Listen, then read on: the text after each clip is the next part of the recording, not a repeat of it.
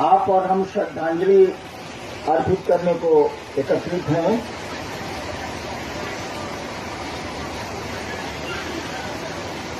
अभी मेरे पहले लवली बोल रही थी। एक बार उसकी कहानी है कि वो सलीम चिश्ती के दरबार में गई। तो मेरा भी कुछ ऐसा ही स्वभाव है, मैं मंदिरों और ऐसी जगहों पे भीतर नहीं जाता। दोष हम ही लोगों का है, खुदा तो मेहरबान है। ये नहीं जा रही थी, लोगों ने बहुत जिद किया अंदर चलने को, बोले कि मरे हुए आदमी के यहाँ हम जाके क्या करेंगे। लवली ने कहा, ठीक मेरे पहले जो बोल रही थी अनुमिता, कहा कि मरे हुए आदमी के पास हम जाके क्या करेंगे, हम नहीं जाए। ये बॉडीगार्ड भी था इनके साथ, दो वर्दी में था। कहा कि दीदी चलिए ना, दीदी चलिए ना। इनके डॉक्टर साहब भी थे, उन्होंने भी रिक्वेस्ट किया, नहीं प्यार हुई कि ना हम नहीं जाए। अंत में किसी तरह मानी और गई, लेकिन सिजदा नहीं किया। लौटने लगी, एक आवाज कान में आई, आज भी वो बोलती है तो उसके रोए खड़े हो जाते हैं। एक आवाज आई, साधु मरते नहीं हैं। इसके कान में किसी ने स्पष्ट कहा, भीतर ही मजार के भीतर, साधु मरते नहीं हैं। ये हमारी संस्कृति भी है, हमारी सभ्यता भी है। आदमी मरता है तो स्वर्गीय लिखा जाता है, लेकिन नहीं लिखते आप कि स्वर्गीय महाबुद्ध, स्वर्गीय महावीर, स्वर्गीय राम, स्वर्गीय कृष्ण, हम लोग नहीं लिखते हैं।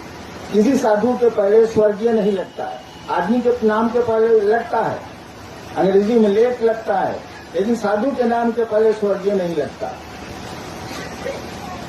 और सलीम चिश्ती साहब ने खुद कहा लवली को, साधु मरते नहीं हैं। हमारी आती दीदी भी मरी नहीं है, तो जिंदा। शरीर का क्या है, आज है कल ना होगा, तो जिंदा है। सच्ची श्रद्धांजलि तो वही होगी जो उन्होंने करना चाहा था। सही में अगर श्रद्धांजलि आप देना, हम देना चाहते हैं, तो उन्होंने जो करना चाहा था, जिसके लिए वो करते करते चली गई दुनिया से, और जाते जाते भी कर गई। सुना आपने, सोमेंद्र जी बोल रहे थे, वही हमको आपको करना चाहिए। सोमेंद्र जी एक बात बोल रहे थे कि वो गले में ट्यूमर निकला था, मैं बैठा हुआ था, शुद्ध नहीं बोल रहे थे। उसके गर्दन में, उस बच्चे के गर्दन में, 12 साल का बच्चा था, 2 गर्दन था, मैं 2 मूड़ी था उसको गर्दन से निकला हुआ, 2 सिर निकला हुआ। मैं तो इन चीजों में रहता नहीं, मुझको कार्यालय जाना था, मैंने कहा चलिए बांधिए। मुझको देख के उस बच्चे को डर लग गया, ये तो मर जाएगा। 2 सिर है इसके पास, एकदम इस सिर के बराबर इतना बड़ा सिर था, तो मर जाएगा। हमने चले बात चली, चले बात। लेकिन मुझको सचिवालय जाना था, ऑफिस जाना था, मैं गाड़ी में बैठा और चला गया। वो आदमी गया नहीं, हमारे जाने के बाद वो नीलम के पास फिर बैठा। तो उनकी आदत थी कि सुनती थी, मेरी ऐसी क्यों आदत है वो भी मैं बता दे रहा हूं। उन्होंने कुछ कहा और 6 महीने के बाद वो आदमी फिर आया। मैं भी बता उस समय सचिवालय से लौट गया। तो नीलम ने पूछा कि आपका बच्चा कैसा है, क्योंकि बॉम्बे और कलकत्ता और दिल्ली से लौट चुका। उसने कहा क्या बगल में है। हमने देखा उस बच्चे को तो मैं आश्चर्यचकित रह गया। कुछ था ही नहीं, एकदम नॉर्मल, ऐसे जैसे हम लोगों का वैसा था वो। उसका बाप लेके आया था। ये 84 की घटना है, 1984 की। आज 2016 है ना, कितने साल बीत गए, 22 साल बीत गए। उस बच्चे को देख के मैं डर गया था, मुझको डर लग गया था। जबकि मैं लाशों से खेलता रहा हूँ, नौकरी में भी मैं स्टेट रहा हूँ, लाशों से पाला पड़ा है। मैं डर गया था कि तो मर जाएगा ये। और आज 22 साल बीत गए। उस आदमी को मैंने फिर कभी नहीं देखा, उसके बाप को फिर कभी नहीं देखा। और इसीलिए मेरी आदत नहीं है कि आप कष्ट में हैं तो मैं उसको सुनूं। मैं नहीं पसंद करता, क्योंकि हम आपका एहसान भूल जाते हैं। हम आपको दूसरों के द्वारा किया गया भला भूल जाते हैं। इसलिए मेरा मन नहीं करता।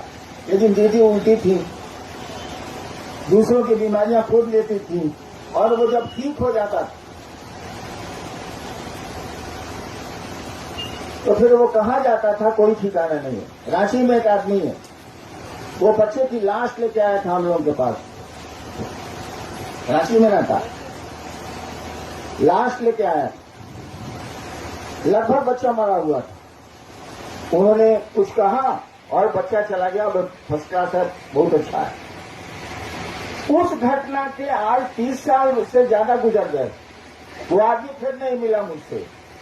10 दिन पहले रांची पर ये इस डेरे में कटहल मोड़ में वो आया था, पहचान गया मैं। हमने कहा कि भाई साहब आ गए आप? तो जी हम तो 17 के महोत्सव में भी गए। आदमी ऐसा होता है, आप ऐसा मत बनिएगा। जो एहसान फरामोश होता है वो महादेव का चेहरा नहीं हो सकता है, आध्यात्मिक ही नहीं हो सकता। हमको आपको चाहिए कि कोई एक गिलास पानी पिलाए तो इसको याद रखें हम आप। हमको आपको ऐसा नहीं बनना है, दूसरे का एहसान भूलना नहीं है। दूसरे ने जो आपके लिए हमारे लिए किया है उसको भूलते वो लोग हैं जो इंसान नहीं होते। और मेरा मानना है कृषि इसको पसंद नहीं करते। सुना आपने जो कह ही रहे थे कि वो तो विष पीता है, अमृत दूसरों के लिए छोड़ देता है।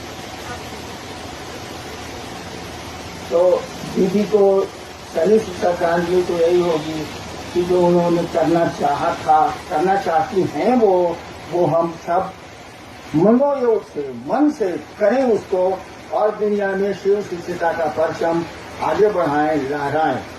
मैं बहुत देर खड़ा नहीं रह सकता, मेरे साथ दिक्कत है, मेरे घुटने में बहुत दर्द रहता है, इसलिए माफी चाहूंगा और आप सबों को प्रणाम करता हूं। आप सबों को मेरा प्रणाम।